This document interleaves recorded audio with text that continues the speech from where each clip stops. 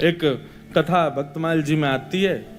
एक भक्त थे, उनका नाम था धन्ना जाट। क्या नाम था? बड़ी मधुर कथा है धन्ना जी की। धन्ना जी की कथा ऐसे प्रारंभ होती है कि सामान्य से परिवार में धन्ना जी का जन्म हुआ। देखो, ये हरिप्रिय हैं, इनको हरि प्रिय थे, लेकिन इनकी भक्ति से फिर ऐसी स्थिति हो गई कि ये हरि को प्रिय लगने लगे। तो धन्ना जी के यहां एक संत पधारे। संत की शालिग्राम जी की सेवा। और छोटे बालक जो होते हैं वो संतों को या घर में कोई भी बड़े बुजुर्ग आए या कोई भी श्रेष्ठ जन आए, वो क्या करते हैं, कैसे करते हैं, मेहमानों को देखते हैं बैठ के। तो महात्मा जी अपने ठाकुर जी की सेवा करते और धन्ना जी जाके उनके पास में बैठ जाते।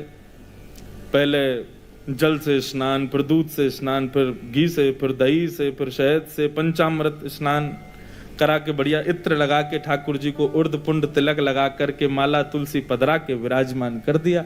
धन्ना जी को इतनी अच्छी लगी ये सेवा, रोज बैठ जाते, पूरी रात रोते, अपनी माँ से कहते मैया ये सुबह कब होगी। क्यों? वो सुबह होते ही बाबा के पास जाऊंगा, उनकी सेवा देखूंगा कैसे करते हैं। तो धन्ना जी रोज सेवा देखते, बड़े खुश होते। जैसे महात्मा का जाने का समय आया, धन्ना जी बिखर गए। कहां जा रहे हो आप? बोले बेटा अब हो गई हमारी सेवा पूरी, अब हम जा रहे हैं, फिर आएंगे कुछ साल बाद। धन्ना जी बोले तो आप चले जाओ, इनको छोड़ जाओ यहीं पे, ये ठाकुर जी यहीं रहे आए, मैं इनकी सेवा करूंगा। बाबा बोले अरे तुम छोटे बालक हो, तुमसे सेवा बनेगी नहीं बेटा, तुम जिद मत करो। धन्ना जी तो रोने लगे, बोले नहीं मैं सेवा करूंगा, मुझे तो ये चाहिए। जैसे कोई वस्तु के लिए बालक जिद करता है, ऐसे धन्ना जी ठाकुर जी के लिए जिद करने लगे। माता पिता परेशान, महात्मा अलग परेशान, क्या करें। और इतना रोवे कि महाराज पूरा घर अधर कर दिया, मोहल्ले वाले तक इकट्ठे हो गए। क्या हो गया? बोले धन्ना जी के महात्मा जी जा रहे हैं, उनके ठाकुर जी मांग रहा है धन्ना। अब किसी में ये हिम्मत भी नहीं कि महात्मा सिंह कहते हैं दे जाओ। और कोई वस्तु हो तो ये भी कह देते हैं लोग दे जाओ, चलो हम दूसरी दे देंगे। ठाकुर जी की बात है भैया, कोई अपनी सेवा कैसे दे सकता है। धन्ना जी इतने रोए, सिर पटक पटक के रोने लगे, छोटे बालक। तो महात्मा बोले बड़ी विडंबना, ठाकुर जी रक्षा करो, क्या करें। इतने महात्मा बाहर गए और गोल गोल काले से दिखने वाला एक पत्थर उठा लाए, उसमें बढ़िया घी भी लगा करके और इत्र लगा के सुगंधित कर दिया, उर्द पुंड तिलक लगा दिया ठाकुर जी जैसा। और अपने ठाकुर जी तो नीचे एक छोटे सिंहासन पर विराजमान कर दिए और बड़े सिंहासन पर वो पत्थर ला के रख दिया और बढ़िया सजा के। धन्ना रो रहे थे, उठा के गोद में ला, देख देख देख तेरे ठाकुर जी आगे देख। धन्ना जी जैसी मंदिर में, धन्ना जी की दृष्टि तो उन्हीं के ठाकुर जी पे, यही चाहिए। महात्मा बोले लाला देख, ऊपर सिंहासन पर बड़े ठाकुर जी बैठे और नीचे छोटे ठाकुर जी बैठे। वो बड़े वाले जो हैं वो तो हैं राजा ठाकुर, और ये छोटे वाले जो नीचे बैठे हैं ना, ये सिपाही ठाकुर। अब बता, मुझे तो राजा ठाकुर ज्यादा बढ़िया लग रहा है, मैं तो उनको ले जाऊंगा, लेकिन फिर याद रहियो जब जब मैं आऊंगा तब तब मेरे ठाकुर जी ऊपर बैठेंगे और तेरे वाले नीचे बैठेंगे, क्योंकि तू सिपाही ठाकुर जी मांग रहा है और मेरे ठाकुर जी तो राजा ठाकुर हैं। अब बालक को उस भाव से समझाया तो धन्ना जाट वो नहीं, मैं तो राजा ठाकुर लूंगा, आप ले जाओ सिपाही को। सिपाही ठाकुर जी के रूप में उनके निज ठाकुर जी थे। बाबा बोले अब ठीक है। घर वालों ने भी प्रणाम किया, जय हो महाराज जी, बड़ी आपने बुद्धि युक्ति लगाई। सबको लगा कि कंटक छूट गया, लेकिन यहां तो अब भक्ति प्रारंभ हुई थी धन्ना जी की। देखो, ठाकुर जी की सेवा के लिए जो व्यवस्था की प्रतीक्षा करते हैं, ठाकुर जी की सेवा के लिए अनुकूल समय की प्रतीक्षा करते हैं, उन लोगों के लिए प्रमाण है ये कथा। बाकी सेवा तो बाद की बात है। ठाकुर जी भी असली नहीं थे धन्ना जी के, सामान्य पत्थर था और धन्ना जी उनकी सेवा करते। रात भर मैया से कहते मैया पूजा की सामग्री मंगाओ ना, मुझे ठाकुर जी की सेवा करनी है। मैया कहती सुबह मंगा दूंगी, सुबह पीछे पड़ जाते, शाम को मंगा दूंगी, शाम को पीछे पड़ जाते, सुबह मंगा दूंगी, रोज टाल देती। एक दिन धन्ना जी अनशन पे बैठ गए, नन्हे से, भोजन नहीं करें, दूध नहीं पीवे, पानी नहीं पीवे। अब तो ये कि रात में सोए भी नहीं, मैया से बस ये कहें पूजा की सामग्री मंगाओ, पूजा की सामग्री मंगाओ। मां ने सहज भाव से कह दिया तेरे ठाकुर जी और तू इनका सेवक, सामग्री मैं क्यों लाऊं, अपने आप कर व्यवस्था। धन्ना जी निकल पड़े। महाराज पुष्प लियाए तोड़ करके, तुलसी लियाए, बढ़िया सुंदर माला बना ली। नन्हे से बालक ने जैसी उनको जैसे खेल खेल में सेवा करते वैसी सेवा करते थे। ठाकुर जी को तिलक लगाना है, कहां से तिलक लावे, तो बाहर गए, एक ईंट फूटी पड़ी थी लाल लाल, उसी ईंट को लाए, पानी में घोल घोल के घिस घिस के उसी से तिलक बना दिया। ईंट को घिस करके उसका तिलक श्री ठाकुर जी को लगाया। ऐसी सेवा करने लगे, अपने संगी रखें, अपने संगी सुलामें, संगी मतलब खेल खेल की सेवा थी केवल। घर वालों को लगता था कि भैया दुनिया के लोग खिलौने से खेलते हैं, हमारा धन्ना जो है ये पत्थर को ही भगवान समझ के खिलौना इनसे ही खेल रहा है, बड़ा होगा तो बुद्धि आ जाएगी। परंतु किसी को क्या पता था कि भैया ऐसा भक्ति का बीज पिरो दिया है धन्ना जी के हृदय में।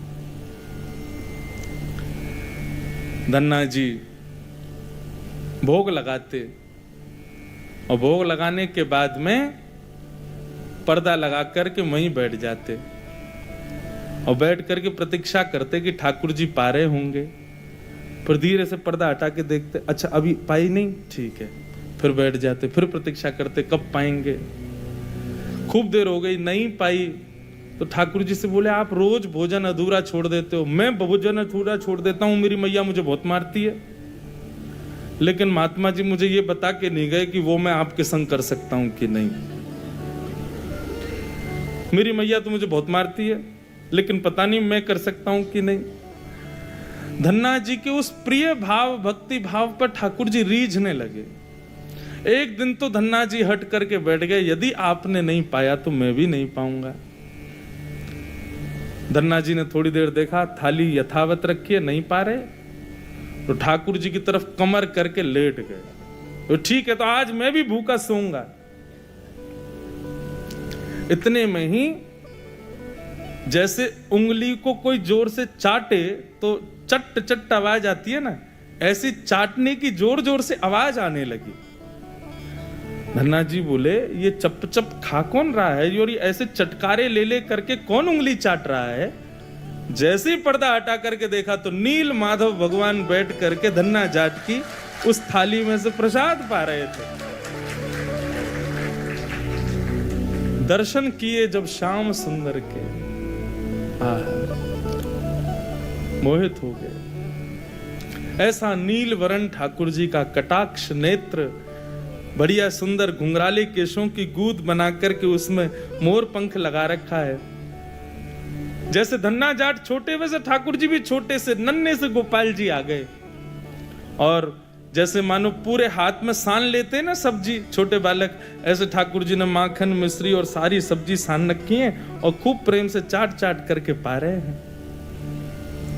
धन्ना जाट बड़ा प्रसन्न हो गया, बोले आप तो बड़े प्यारे हो, आज आप प्रत्यक्ष मेरे सामने आ गए। ठाकुर जी धीरे धीरे अब धन्ना जाट के सखा बनने लगे। धन्ना थोड़ा बड़ा हुआ, गऊ चराने, बछड़ा बछिया चराने जाता तो अपने शालिग्राम, जो शालिग्राम थे ही नहीं, सामान्य पत्थर थे, उनको सजा धजा के बढ़िया अपनी जेब में धर के ले जाता। रास्ता भर उनसे बात करता, नीचे वृक्ष के नीचे बैठ करके ठाकुर जी, अब कोई नहीं है ठाकुर जी प्रकट हो जाओ, तो ठाकुर जी प्रकट हो जाते, धन्ना के साथ प्रेम से पाते। बंधुओं देखो इस कथा से क्या समझ में आ रहा है, धन्ना जी के भीतर ऐसा कौन सा गुण है जिस पर ठाकुर जी रीझ रहे हैं। दीनता। कल हमने एक सूत्र लिया था भक्ति में, अविचार। भगवत भक्ति में विचार नहीं करना है, जो करना है सो करना है। मन में बात आ गई तो बस ठाकुर जी को प्रस्तुत होनी चाहिए। पहला सूत्र। भक्ति का दूसरा सूत्र है दीनता। जितने सीधे, जितने दैन्य, जितनी दीनता में ठाकुर जी की भक्ति में रहोगे, ठाकुर जी उतने प्रसन्न रहेंगे। जितने चतुर बनने का प्रयास करोगे ठाकुर जी के सम्मुख, उतने ही ठाकुर जी दूर भागेंगे। जितना हो सके दीन रहो। ठाकुर जी की भक्ति में किसी भी प्रकार की चतुराई नहीं होनी चाहिए। दीन। धन्ना जी उन्हीं ठाकुर जी को लेकर के चले गए। ठाकुर जी आज बोले, धन्ना तू तो मेरी बड़ी सेवा करे, पर मेरो भी मन करे कि मैं भी तेरी सेवा करूं। सब लोग इधर देखो, कथा सुनो। धन्ना जी बोले, ठाकुर जी ये उचित नहीं है। आप भगवान हो, आप एक ईश्वर तत्व हो, आपकी सेवा हम करें अच्छा लगता है, पर आप हमारी सेवा करो, ये कहां की शोभा है। ठाकुर जी बोले, नहीं धन्ना हम तो तुम्हारी सेवा करेंगे, हमें बताओ हम क्या करें। और भैया ये भक्ति, ये भक्त भगवान वाली बात थोड़ी है। यहां तो सखा हैं, आप हमारे सखा हो, हम आपके सखा। सखा तो आपस में मिल बांट के सब काम करें। बता भैया धन्ना हम क्या करें। धन्ना जाट बोले, तो फिर एक काम करो, आप हमारी गैया चराओ। ठाकुर जी बोले, ये तो हमारे जन्म जन्म को काम है, ये तो हम बड़ी निपुणता से करेंगे। और बंधुओं यही होता, धन्ना जाट अपने घर से गैया लेके जाता और वन में जाकर के ठाकुर जी को जैसे ही बाहर पधराता, इतने में वृक्ष के पीछे से ठाकुर जी आ जाते और ठाकुर जी कहते, धन्ना अब तू जाके आराम कर, हम गैया चरा देंगे। और सारी गैया ठाकुर जी चराते। शाम का समय जब होता तब धन्ना जी जाते और जाके ठाकुर जी को दोबारा अपनी जेब में रख के गैया लेके आ जाते। एक दिन वो महात्मा आ गए जो धन्ना जी को वो पत्थर दे के गए थे। जैसे ही घर पे आए तो धन्ना जी लेटे थे। महात्मा आके बोले, और बताओ भाई धन्ना सब ठीक? अरे गुरुजी आए, गुरुजी जय हो, गुरुजी प्रणाम आपके चरणों में। और बताओ वो कहाँ हैं तुम्हारे राजा भगवान? बोले, भगवान तो गैया चरावे गए हैं अभी। ये समय तो गैया चराने का है ना, गैया चरावे जामे वो रोज। महात्मा बोले, देखो कुछ भी बोलता है, ये अभी बालक ही है, छोटा ही है अभी। माता पिता ही बोले, कहाँ बताएं, ऐसी या की सोच है, गैया ने छोड़ आवे, पता ना कहाँ शाम को ले आवे उन्हें। अरे गुरुजी ये लोग मानते नहीं है मेरी बात। भाई सब लोग विराजमान हो जाओ बस, हाँ बैठ जाओ। क्या बता रहा था मैं? हैं? हाँ गैया चरावे जावे। गुरुजी बोले, तो फिर वो शिला कहाँ है जो हमने तुमको दी थी? बोले, उन्हीं की तो कह रहा हूं गुरुजी, वो गैया चराने गए। गुरुजी बोले, ये तो कुछ भी कह रहा है। नहीं नहीं गुरुजी आप विराजो, मैं आपको एक एक बात बताऊं। और उसने सारी बातें बताई, ठाकुर जी कैसे चटकारे लेके भोजन करते हैं, क्या क्या उससे बातें करते हैं, कैसे उसके संग खेलते हैं, कैसे उसकी पिद्दी पे चढ़ जाते हैं, वो ठाकुर जी की पिद्दी पे चढ़ जाता है। ऐसा मधुर भाव वो प्रस्तुत करे और गुरुजी बैठ के सुनते जाएं। बोले कि इतनी बड़ी बड़ी बातें झूठ में तो नहीं बोल सकता। बोले, गुरुजी मुझे पता है, माता पिता की तरह आप भी मुझ पे भरोसा नहीं कर रहे हो, आपको नहीं विश्वास, चलो मैं दिखाऊं आपको। अभी मेरे ठाकुर जी गैया चरा रहे हैं। गुरुजी को लेकर के वन में गया तो वन में गैयाएं चर रही थी। बोले, कहाँ है तेरे ठाकुर जी? अरे देखो वो दोहरी गैया के पीछे पीछे हाँक रहे हैं, वाकू पीछे पीछे चल रहे हैं वाक्य, देखो ठाकुर जी दिख तो रहे। गुरुजी बोले, हमको नहीं दिख रहे। धन्ना जी दौड़ के ठाकुर जी के पास गए। बोले, मेरे गुरुजी आए हैं, उनको दिख जाओ।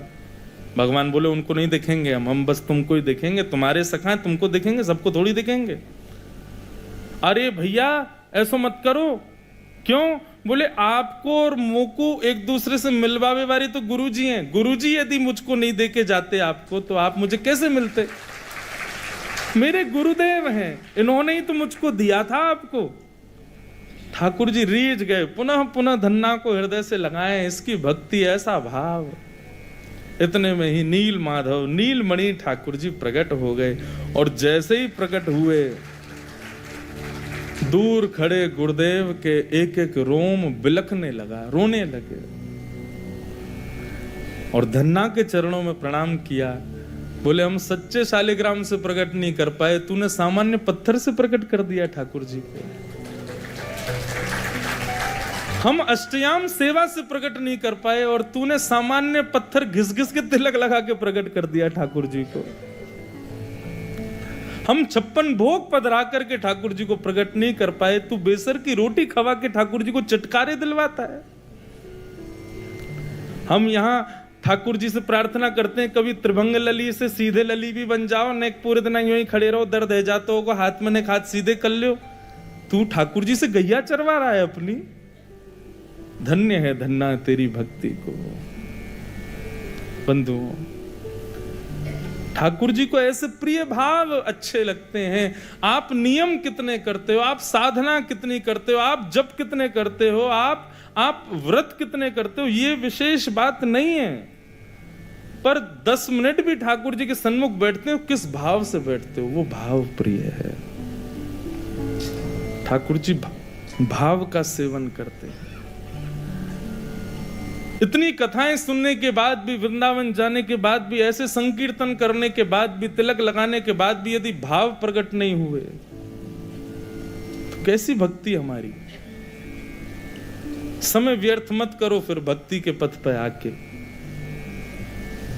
अनुभूति हो, ठाकुर जी के ऐसे भाव प्रकट हों, तब हमारी भक्ति श्रेष्ठ है, तब हमारा तिलक लगाना श्रेष्ठ, हमारा एकादशी व्रत रखना श्रेष्ठ, हमारा गुरु मंत्र का जाप करना श्रेष्ठ। केवल नियम तक सीमित मत रहिए कि बस हमको नियम पूर्ण करना है, अपना हो गया काम, बस माला जपी छोड़े चल दिए काम को। नहीं, एक बात कहें, भक्ति में थोड़े हठीले बनो, ठाकुर जी से थोड़े थोड़े हट करो। नाथ, इतनी आयु होती जा रही है, हम बड़े होते जा रहे हैं, कब मिलोगे आप? बस 24 घंटे यूं ही बैठे रहोगे? हमको इससे सुख नहीं है। हमारे लिए तो आपको कुछ लीला तो करनी पड़ेगी, कभी कभी करो हट। सब भक्तों ने हट किया। आजकल लोग भक्त हट ही कहां करते हैं ठाकुर जी से। हाँ, हट करते हैं, किस बात का हट कर रहे हैं? काय को व्रत कर रहे हैं, हाथ में कपूर लेके बैठे हैं, हमारे पति के काम नहीं चल रहे, उसका हट कर रहे हैं, बच्चे हमारी सुनते नहीं, उसका हट कर रहे हैं, घर में विपत्तियां आ गई, इसका हट कर रहे हैं। कभी श्याम सुंदर हमसे रीझ हैं, इस बात का हट नहीं करते। बहुत प्रिय भाव है। श्याम सुंदर सदा हमको प्यारे रहे, हम उन्हीं के रहे, वो हमारे रहे। श्याम सुंदर सदा हमको प्यारे रहे, हम उन्हीं के रहे, वो हमारे रहे। श्याम सुंदर सदा हमको प्यारे रहे, हम उन्हीं के रहे, वो हमारे रहे। श्याम सुंदर सदा हमको प्यारे रहे, हम उन्हीं के रहे, वो हमारे रहे। मोह माया की नदियाँ बही जा रही, मोह माया की नदियाँ बही जा रही, मन की ममता को खींचे चली जा रही, मन की ममता को खींचे चली जा रही, मन की ममता को खींचे चली जा रही, मन की ममता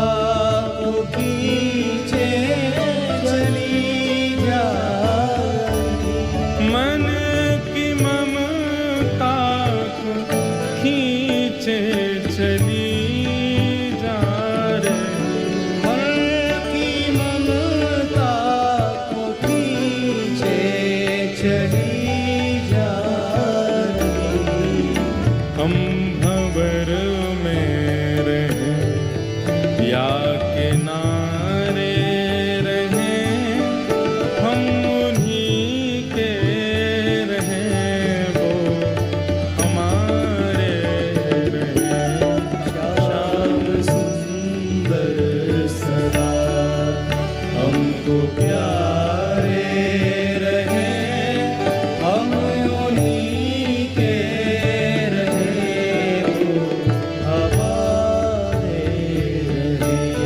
हम उन्हीं के रहें, वो हमारे रहें। हम उन्हीं के रहे, वो श्री राधा रमण लाल की।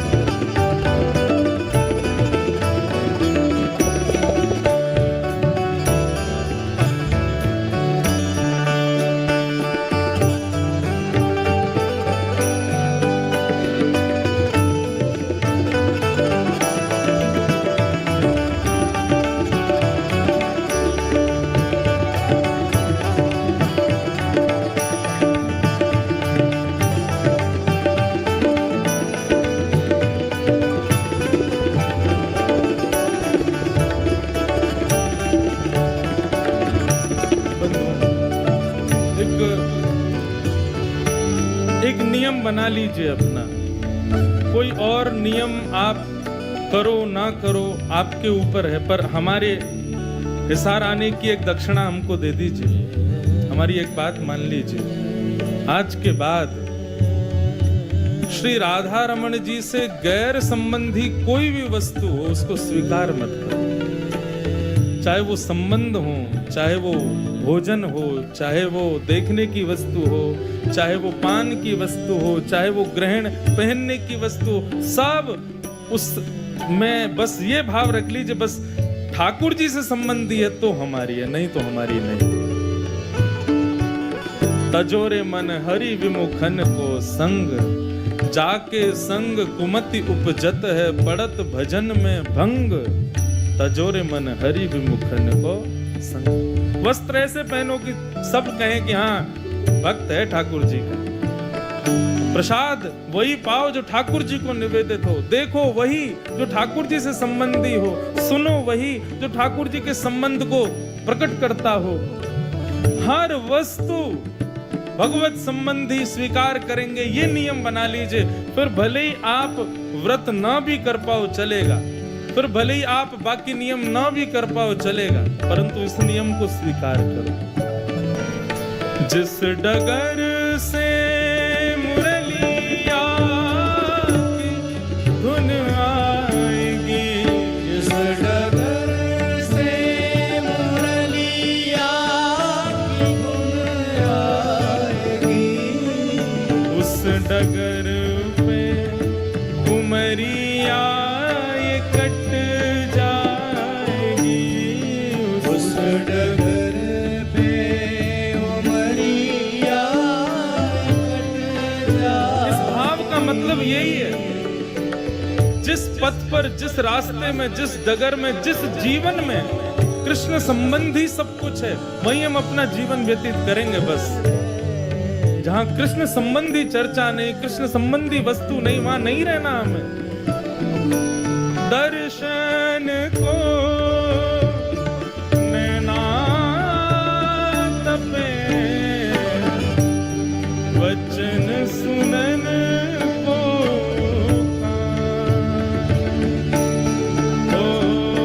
मिलवे को हियरा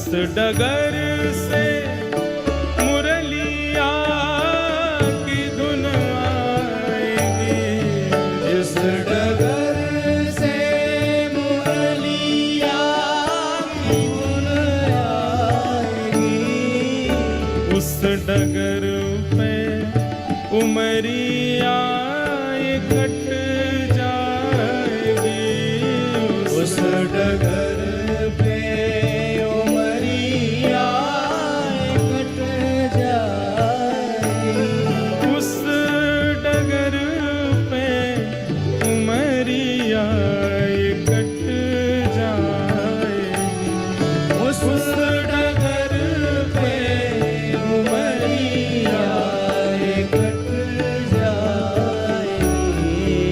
उनकी तस्वीर मन में बनाए रहे, हम उन्हीं के रहे, वो हमारे। श्याम सुंदर सदा हमको प्यारे रहे, हम उन्हीं के रहे, वो हमारे रहे। हम उन्हीं के रहे, वो हमारे। हम उन्हीं के रहे, वो हमारे रहे। उन्हीं के रहे, वो हमारे। हम उन्हीं के रहे, वो हमारे।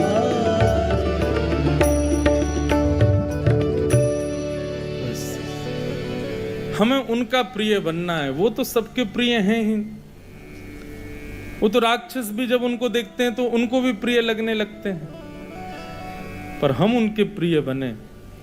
सूरदास को प्रिय ठाकुर जी लगते थे ऐसा नहीं कहते, संत जन कहते हैं सूरदास ठाकुर जी को प्रिय लगते थे। मीराबाई ठाकुर जी को प्रिय लगती थी, गोपियां ठाकुर जी को प्रिय लगती थी, गोपाल भट्ट गोस्वामी ठाकुर जी को प्रिय लगते थे, हितरवंश महाप्रभु ठाकुर जी के प्रिय थे। पर हमारे लिए क्या कहेंगे लोग? इनको ठाकुर जी अच्छे लगते हैं। हमारे लिए कोई क्यों नहीं कहता कि ये ठाकुर जी को प्रिय है? हमारे भजन की उपलब्धि इसी में कि हम ठाकुर जी के प्रिय बने। धन्ना के भक्ति भाव को संत ने प्रणाम किया, बोले कि हम तो भैया सच्चे शालिग्राम में से ना प्रकट कर पाए, तेने पत्थर में से प्रकट कर दिए।